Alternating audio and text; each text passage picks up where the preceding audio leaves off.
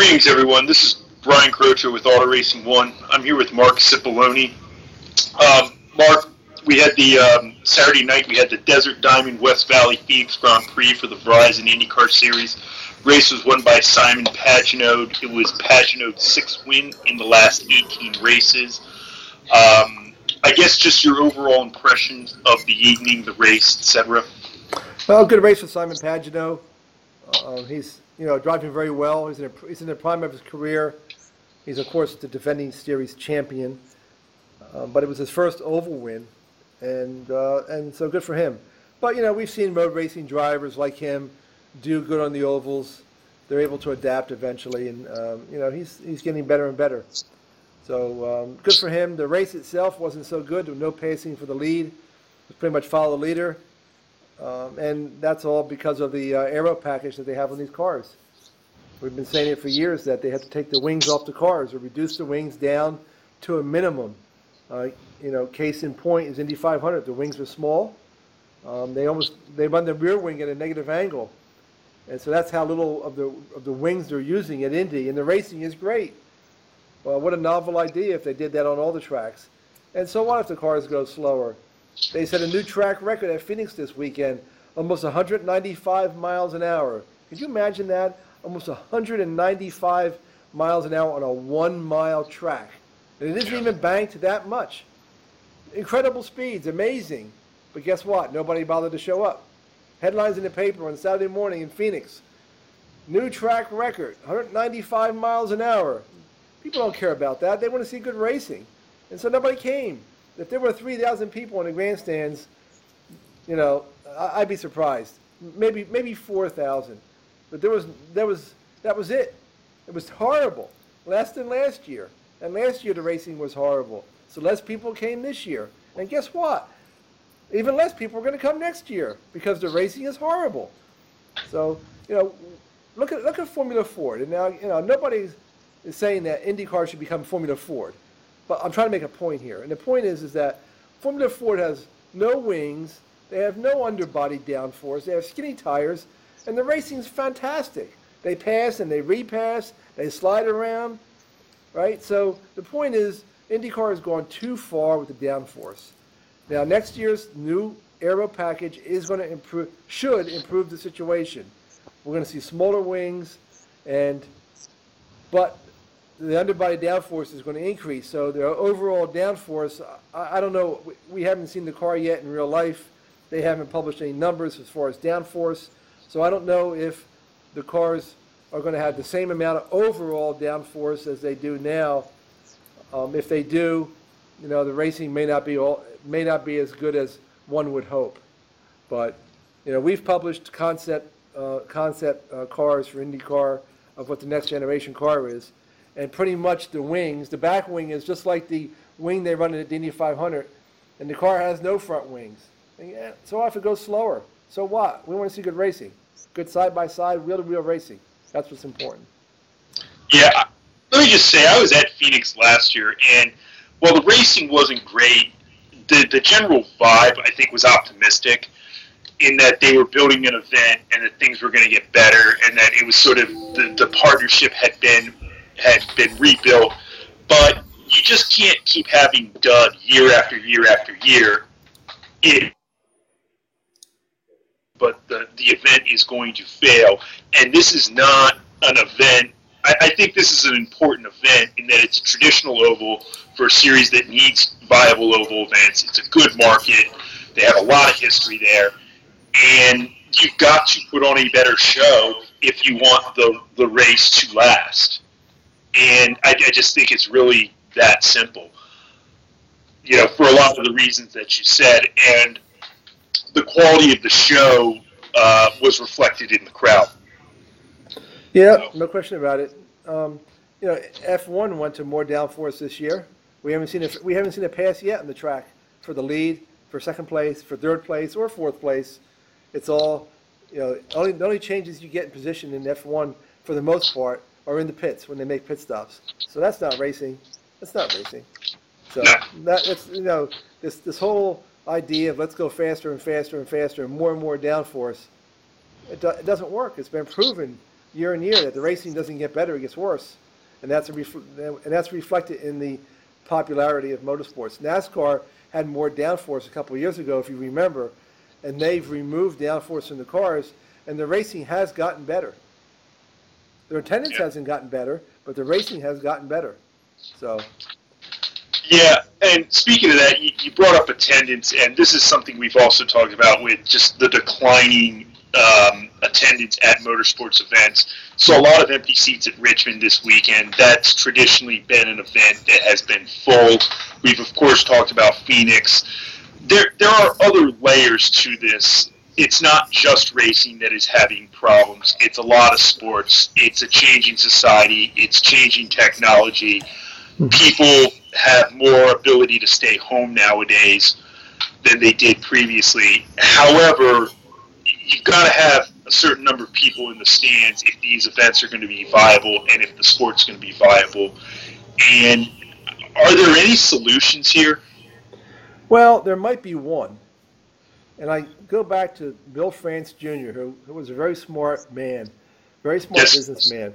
And if you remember, maybe you don't remember, I'm a little older than you are, but when he was starting to build NASCAR's popularity and starting to fill the grandstands and draw big crowds, what he did was every race was blacked out in the local market for a 100 or 200 mile radius.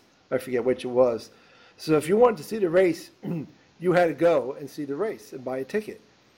Otherwise, you didn't see it. And it works. Indy 500 has been blacked out. Until last year when it was sold out, Indy 500 was always blacked out in the local market.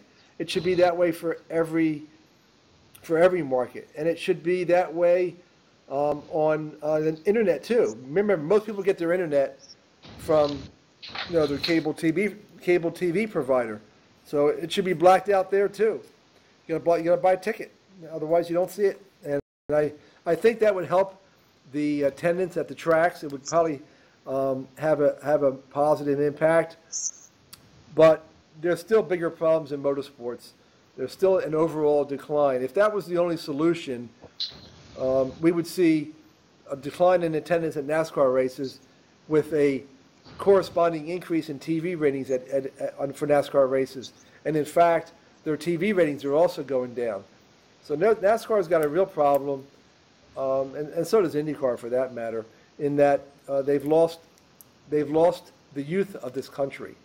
Today's youth they don't have the love affair with automobiles like you and I had, where we used to work on cars, and it was our escape. We can get out. It would take us away from our parents, and we can get out and be on our own. Today, these kids they've got social media. They dialogue with their friends on social media. Some of them don't even bother to get their driver's license when they turn 17. So they've lost. They don't have the love affair with driving. They don't appreciate that driving a race car takes a real skill. And we've proposed that the motorsport and automotive industry get together with a big proposal to the NCAA to get go-kart racing recognized as a sport, both in high schools and in colleges. It's relatively safe. Go-karts don't cost that much money. They can be spec go-karts that are purchased for all the schools, and let the schools go racing. It could be 5-6 go-karts per race, per school in each race. So it could be a team sport. They can even change drivers for that matter. They can have pit stops.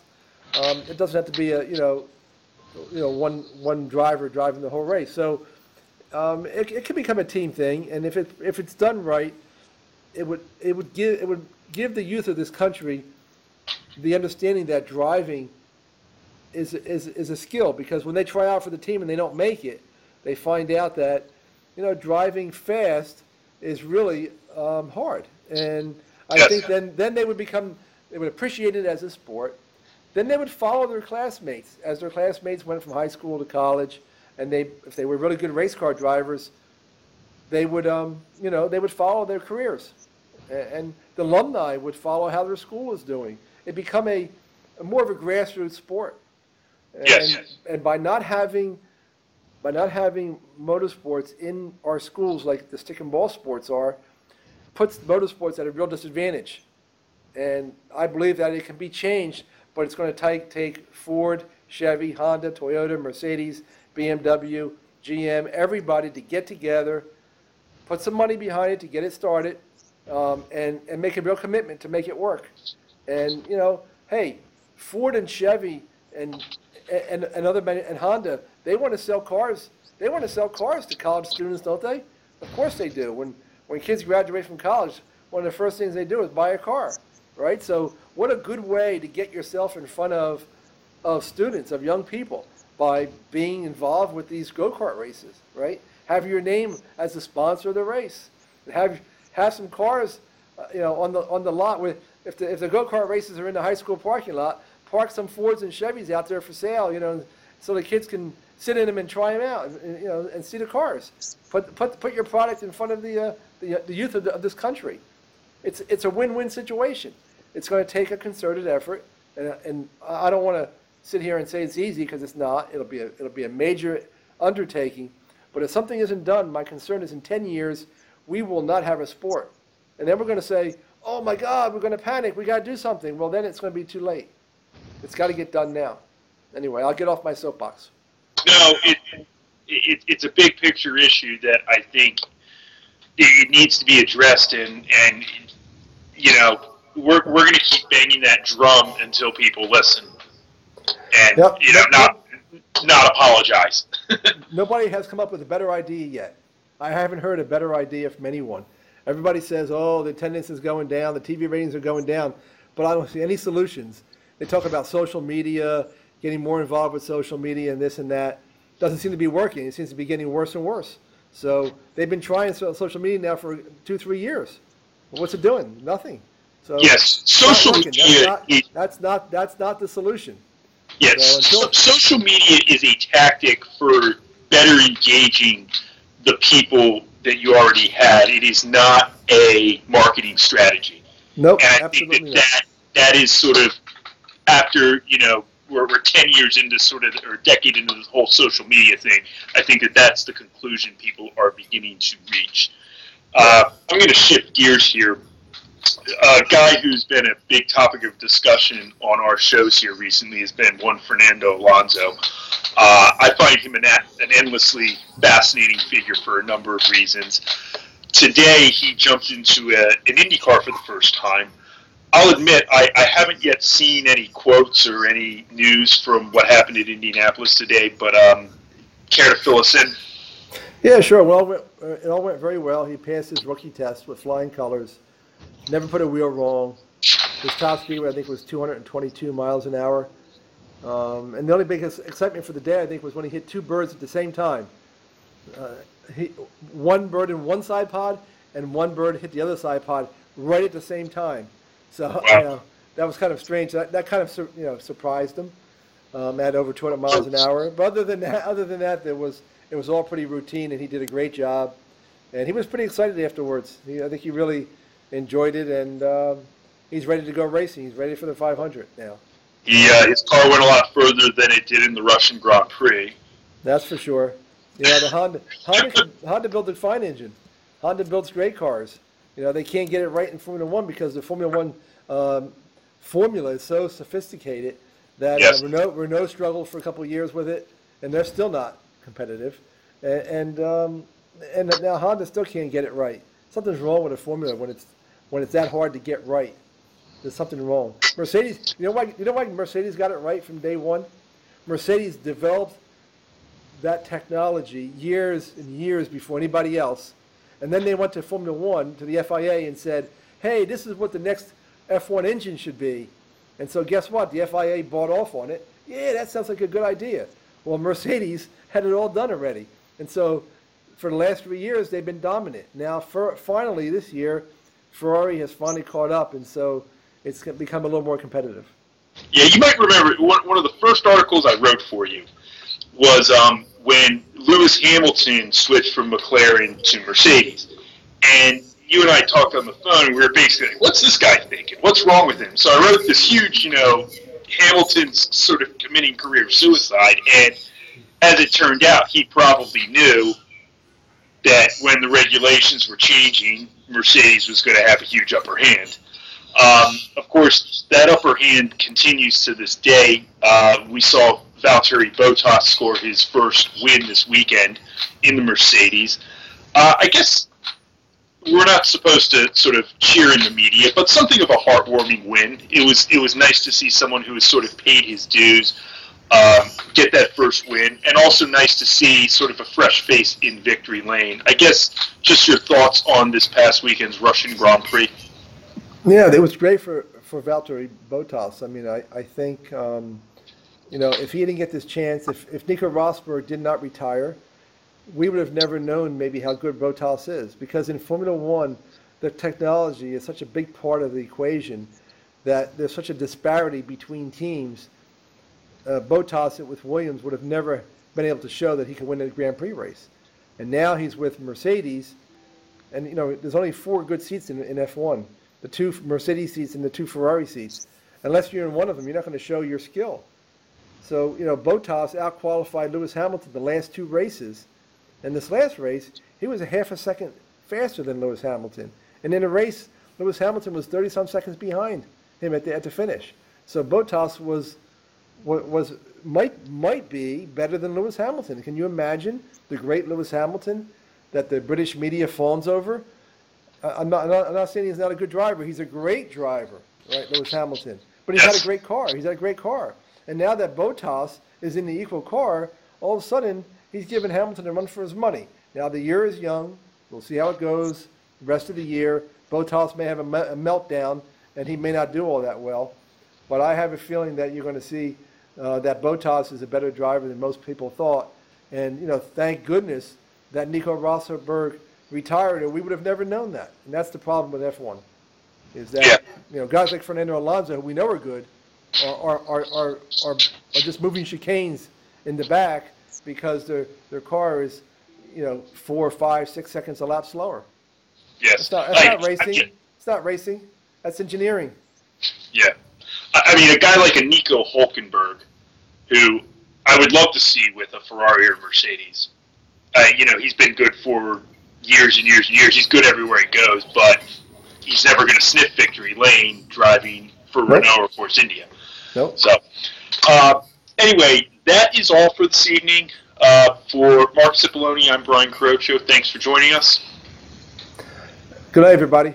We'll see you next week, same time. Stay